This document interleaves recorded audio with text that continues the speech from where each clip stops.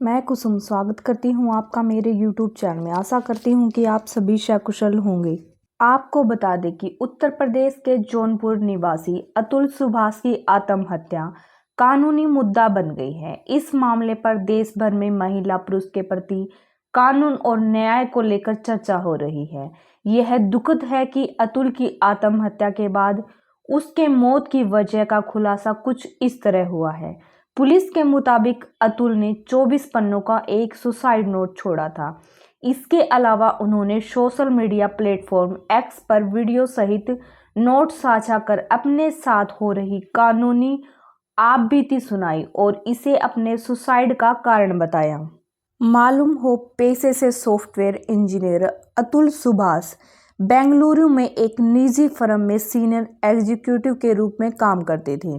वे अपनी पत्नी से अलग हो चुके थे और बेंगलुरु के मराठाहल्ली पुलिस स्टेशन की सीमा में मंजुनाथ लेआउट में अकेले रहते थे। परिवार के मुताबिक अतुल की पत्नी और उसके परिवार द्वारा अतुल पर बार बार लगाए गए आरोपों और अदालत के मामलों ने उन्हें तोड़ दिया था। इस केस के उजागर होने के बाद अब मराठाहल्ली पुलिस ने अतुल सुभाष के भाई विकास कुमार की शिकायत पर अतुल की पत्नी निकिता सिंघानिया समेत 4 लोगों के खिलाफ एफआईआर दर्ज की है।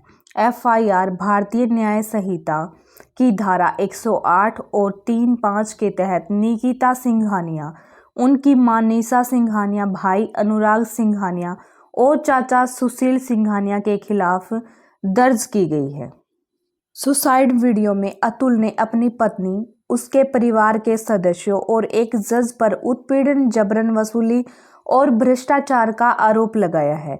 अतुल सुभाष ने 2019 में निकिता सिंघानिया से शादी की थी और उनका एक बच्चा भी है। अतुल के भाई विकास द्वारा दर्ज शिकायत में आरोप लगाया गया है कि चारों आरोपियों ने तलाक के बाद अतुल के खिलाफ झूठा मामला दर्ज करवाया और मामले के निपटारे के लिए 3 करोड़ रुपए देने का जोर दिया।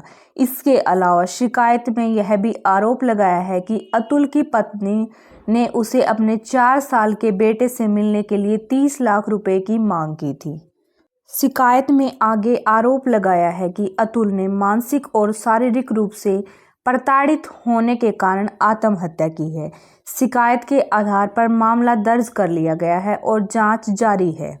इससे पहले एक समाचार एजेंसी से बात करते हुए अतुल के भाई विकास कुमार ने कहा था, मेरे भाई की पत्नी के उससे अलग होने के लगभग 8 महीने बाद उसने तलाक का मामला दायर किया और मेरे भाई और हमारे पूरे परिवार के खिलाफ विभिन्न अधिनियमों और धाराओं के तहत कई आरोप लगाए।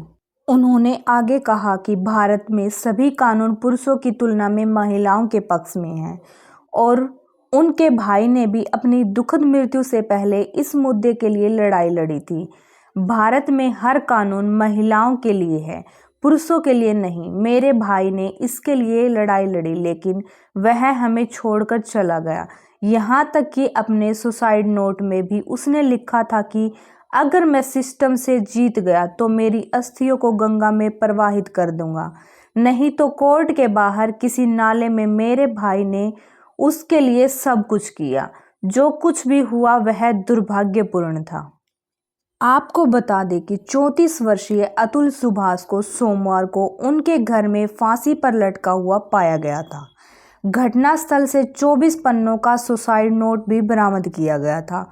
सुसाइड नोट के अनुसार उनकी पत्नी को पहले से ही हर महीने 40,000 रुपये गुजारा भत्ता मिल रहा था।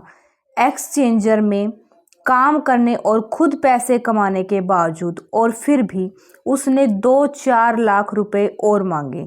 अपने सुसाइड नोट में अतुल ने न्याय की मांग करते हुए 24 पन्नों के नोट के हर एक पन्ने पर लिखा, न्याय मिलना चाहिए।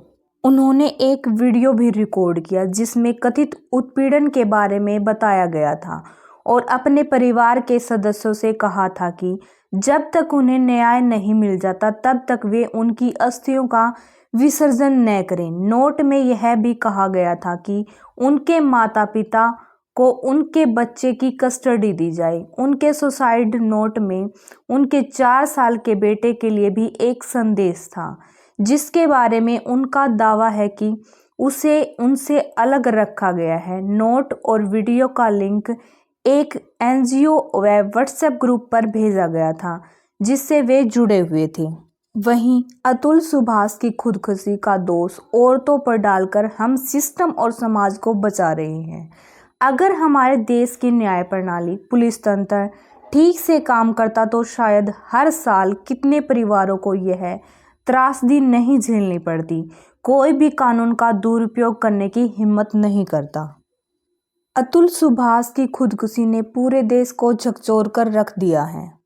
मौत वैसे ही दुनिया का सबसे बड़ा दुख है। जब इसे कोई खुद गले लगाता है तो जाहिर है कि उसकी पीड़ा की दास्तां अंतहीन होगी। अतुल सुभाष के दर्द में समंदर जितनी गहराई है, पर अतुल के दुख का कारण सिर्फ औरत को मान लेना भी अन्याय ही होगा। इसमें कोई दो राय नहीं हो सकता कि अतुल की पत्नी ने उन्हें प्रताड़ित किया है और उन्हें इसकी सजा भी मिलनी चाहिए। पर अतुल की खुदकुशी के बाद जिस तरह महिलाओं के खिलाफ पुरुषवादी मानसिकता वाली सोच सामने आई है, उसे कहीं से भी ठीक नहीं ठहराया जा सकता। पूरा सोशल मीडिया इस मुद्दे पर औरतों को गुनहगार साबित करने पर तुला हुआ है, जबकि खुद अतुल ने इस हादसे के लिए सिस्टम को जमकर कोसा है।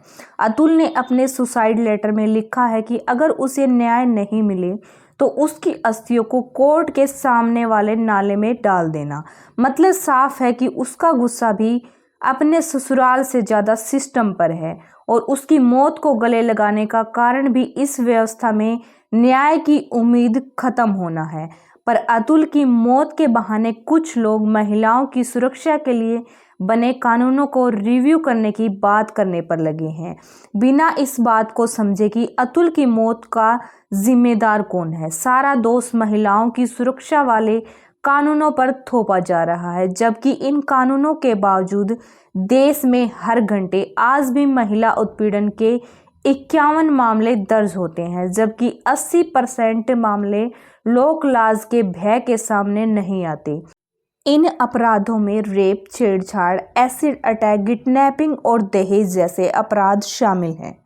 2022 के आंकड़े बताते हैं कि देश में महिला उत्पीड़न के 4,45,256 मामले दर्ज किए गए हैं। अतुल सुभाष के साथ जो हुआ बेहद गलत हुआ, पर क्या हम इसके लिए महिलाओं और महिलाओं की सुरक्षा के लिए बने कानूनों को जिम्मेदार मान लें? सोशल मीडिया से लेकर मेन स्ट्रीम मीडिया तक में तमाम ऐसे आर्टिकल देखने को मिले जिसमें ऐसे उदाहरण दिए जा रहे हैं कि किस तरह दहेज उत्पीड़न संबंधी कानून के चलते हजारों युवकों की जिंदगी बर्बाद हो गई है। अतुल सुभाष की मौत का कारण आदमी बनाम औरत होनी ही नहीं चाहिए। अतुल सुभाष के कमरे में जब बेंगलुरु पुलिस दाखिल हुई तो डेड बॉडी के पास एक तख्ती पर ये शब्द लिखे हुए थे, जस्टिस इज ड्यू, यानी इंसाफ नहीं हुआ है। मतलब कि सारा दोष हमारी न्याय व्यवस्था का है, हमारी पुलिस का है, हमारी कार्यपालिका का है। अतुल सुभाष ने अपने लेटर में एक वीडियो का URL भी दिया है।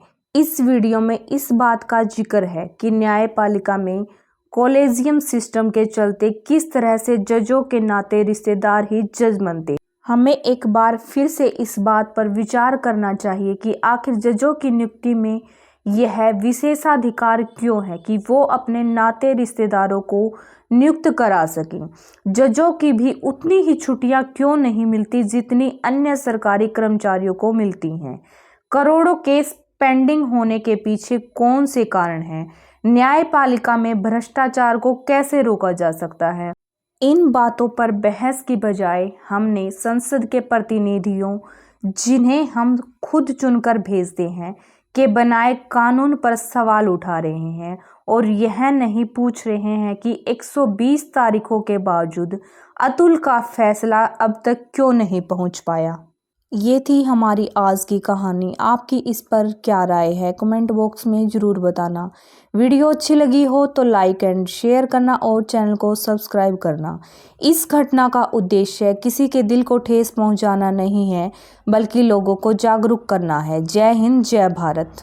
यदि आप भी अतुल सुभाष के लिए न्याय चाहते हो तो कमेंट में जस्टिस फॉर अतुल सुभाष अवश्य लिखना।